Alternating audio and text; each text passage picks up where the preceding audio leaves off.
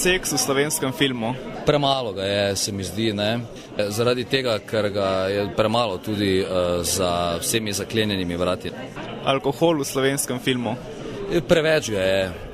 Odgovor je enak v bistvu kot na prejšnje vprašanje, ker ga je preveč tudi mogoče za zaprtimi vrati doma.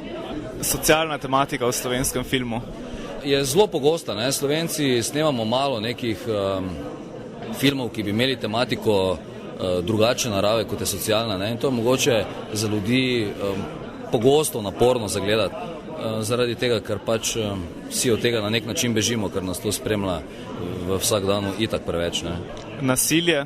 Nasilja načeloma v slovenskem filmu ni veliko, imam jaz občutek, ne, zaradi tega, ker je vse te zadeve relativno težko snemati, ne, in v Sloveniji mogoče tega ne znamo vedno dobro narediti, ne. Homofobija?